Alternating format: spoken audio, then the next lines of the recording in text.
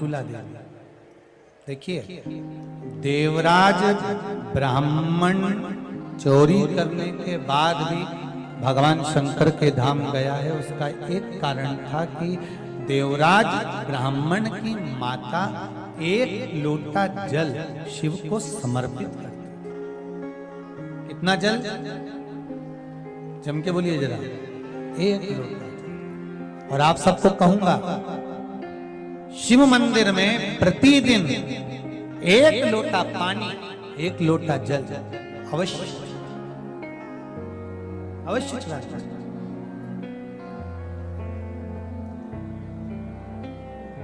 एक लोटा पानी भगवान शंकर को अवश्य। क्या होता है? 3 दोष समाप्त होते हैं एक लोटा पानी शिव जी को चढ़ाने से। 3 दोष। पहला पितृदोष, दूसरा वास्तु दोष और तीसरा कालसर्प दोष। जब हम घर में से जल लेकर जाते हैं तो हमारे घर का पानी जब जाता है तो घर का जो वास्तु केंद्र होता है वो रसोई घर होता है। रसोई घर में से जल ले जाकर शिव जी को चढ़ाते हैं तो उससे वास्तु दोष समाप्त। दूसरे नंबर पर है पितृदोष। घर का जो मटका होता है, परिंदा होता है, हंडा होता है, वो पितरों का स्थान होता है। उस पितरों के स्थान पर जो जल भरा होता है उसमें से अगर भाग भगवान शिव को चढ़ाया जाए तो पितरों का देवता आर्यमा भगवान शंकर के कहने पर चलता है। इसलिए वो भाग जब शिव को प्राप्त होता है तो आर्यमा संतुष्ट होकर पितरों को भी फल प्रदान करता है। तीसरे नंबर पर कालसर्प दोष।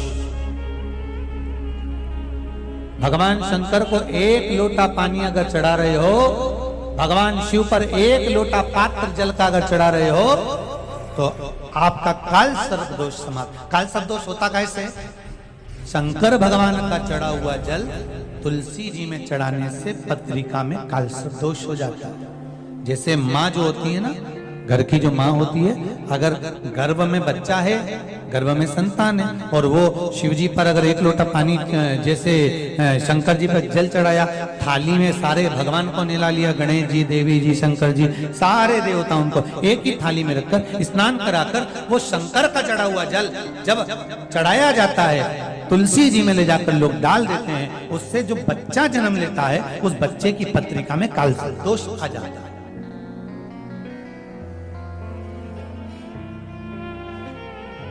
इसलिए शिव महापुराण की कथा कहती है सारे देवताओं को भले एक ही थाली में स्नान करा लो, एक ही पात्र में स्नान करा लो, पर देवाधिदेव महादेव को एक छोटे से पात्र में अलग से स्नान करा लेना चाहिए, अलग से।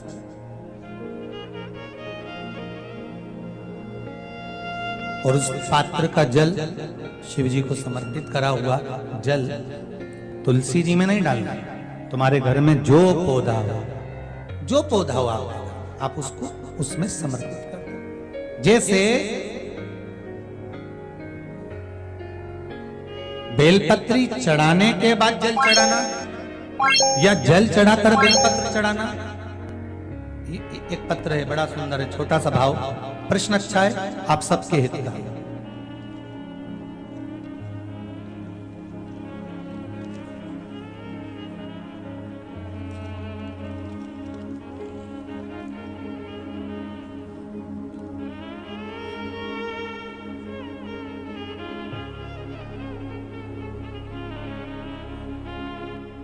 अरुणा जी अग्रवाल जयपुर, झरना जी अग्रवाल जयपुर राजस्थान से इन्होंने प्रश्न किया है, गुरुदेव दूध, कच्चा दूध केवल शिवलिंग पे चढ़ाना चाहिए या पूरे शिव परिवार पे चढ़ाना चाहिए?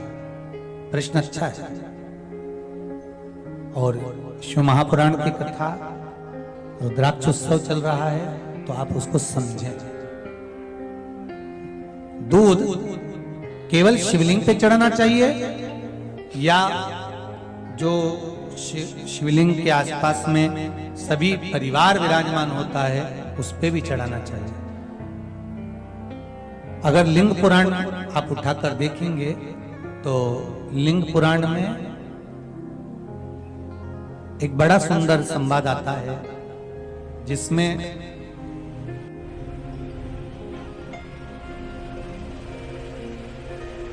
पीले कलर के शिवलिंग का वर्णन है। सफेद, लाल, पीला और काला, ये शिवलिंग का आपको पहले वर्णन करा है। ब्राह्मण सफेद मट्टी का शिवलिंग बनाता है, वैश्य पीली मिट्टी का शिवलिंग बनाता है, क्षत्रिय लाल मिट्टी का शिवलिंग का निर्माण करता है, शूद्र काली मिट्टी का शिवलिंग का निर्माण करता है। काली मिट्टी के शिवलिंग का निर्माण करता है। ये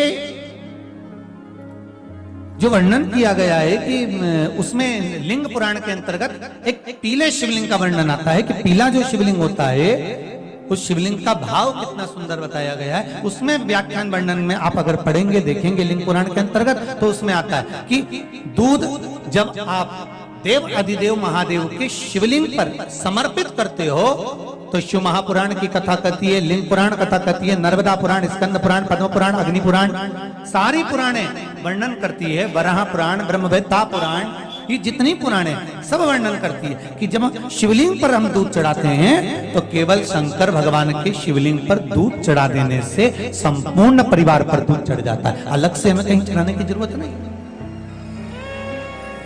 अलग से हमें कहीं दूध ले जाकर चढ़ाने की जरूरत नहीं कि हमें गणेश जी को अलग से चढ़ाना पड़ेगा, देवी जी को अलग से चढ़ाना पड़ेगा, कार्तिकेय जी को अलग से चढ़ाना पड़ेगा या नंदी को अलग से चढ़ाना पड़ेगा।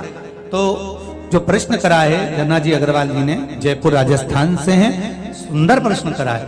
और ये आपको ज्ञात होना चाहिए कि शंकर भगवान पर चढ़ाया गया थोड़ा सा भी दूध जल जो हम भगवान शिव को समर्पित कर रहे हैं वो केवल शिव के लिए नहीं रहता, केवल भगवान शंकर के लिए नहीं है, वो स्वयं 33 कोटि देवताओं को समर्पित हो जाएगा, स्वयं 33 कोटि देवताओं को।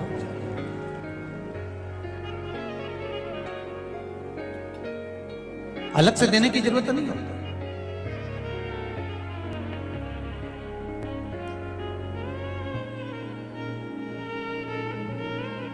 महाराज एक लोटा पानी, बेलपत्री आप शिवलिंग पर पहले चढ़ा रहे हैं, उसके बाद जल चढ़ा रहे हैं।